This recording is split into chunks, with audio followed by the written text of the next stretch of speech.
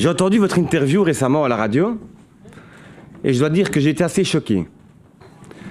Quand le journaliste vous parle de divans luxueux à 18 000 €, que faites-vous, monsieur Di Rupo? Vous rigolez. Vous rigolez et vous ajoutez que ce n'est pas du luxe, mais du confort. 18 000 € pour un divan. Le prix d'une bagnole. C'est de ça qu'on parle.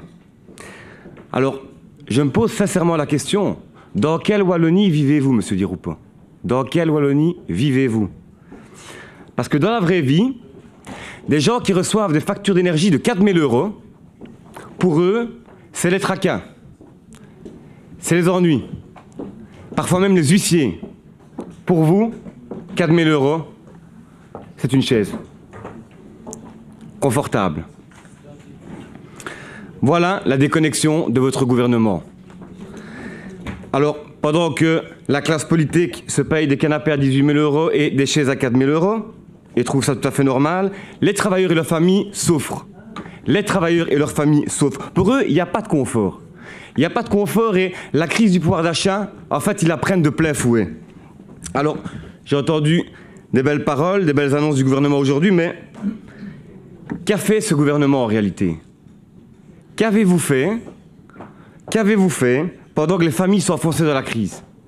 Qu'avez-vous fait pendant que les indépendants n'arrivaient pas à joindre les deux bouts? Vous étiez assis sur votre chaise à 4 000 €. Enfin, pour être tout à fait correct, non, en fait, vous avez pris une série de mesures. Vous avez augmenté le prix de l'eau, vous avez augmenté le coût des déchets, et vous comptez même augmenter le prix de l'énergie. Et donc, ça montre bien la déconnexion qu'il y a entre votre gouvernement et la réalité que vivent aujourd'hui les gens. Et cette déconnexion, en fait, elle est profonde. Elle est profonde, et on l'a vu. On l'a vu notamment dans le dossier des pensions. Parce que dans la vraie vie, M. Di Rupo, les travailleurs, pour obtenir une pension digne, doivent se battre. Pour avoir 1 500 € de pension, ils doivent se battre. Et qu'est-ce qu'on a vu? Pour faire un petit peu d'histoire, en 2013, un petit groupe de politiciens qui se sont mis d'accord, qui se sont rassemblés et qui ont réfléchi ensemble comment augmenter leurs pensions. Des pensions qui étaient déjà de 7 500 €. Et ils ont trouvé finalement la solution pour avoir une pension supplémentaire de 1 500 €. Et ce petit jeu-là, en fait, il a duré pendant 10 ans. Alors, ça s'est passé pendant 10 ans, pas parce que vous ne l'avez pas vu, mais parce qu'en fait, vous trouvez ça normal. Et il est là le fond. Vous trouvez ça normal de gagner des pensions aussi élevées. Alors évidemment, avec le PTB, quand on a pris le doigt dans le pot de confiture, ce mécanisme a été suspendu, cette pratique a été suspendue. Et souvent, quand on dénonce ces privilèges, on entend toujours les mêmes mots qui reviennent. Populiste, populiste. Mais je voudrais quand même dire quelque chose ici. Nous ne sommes pas des populistes. Nous sommes des marxistes.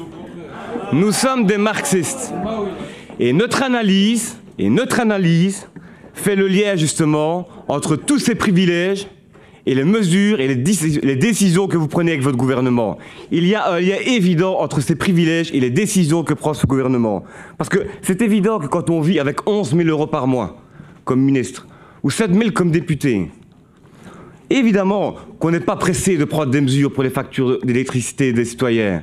C'est évident que quand on prend des chaises à 4 000 €, on s'en fout du chauffeur de bus qui a le dos défoncé, qui roule dans un vieux bus depuis des années. Et c'est évident que quand on parle de divan à 18 000 €, on s'en fout des sinistrés qui sont sur un divan qui pourrit depuis les inondations. Et donc ça, c'est un lien évident entre les privilèges, la casse politique et la politique que vous menez avec votre gouvernement. Alors, il y a un lien entre tout ça. Et M. Di Rupo, aujourd'hui, ça me paraît clair, votre gouvernement ne défend pas les intérêts des travailleurs. Votre gouvernement défend les intérêts de ceux qui ont des fauteuils à 18 000 € et des chaises à 4 000 €. Et ça doit changer.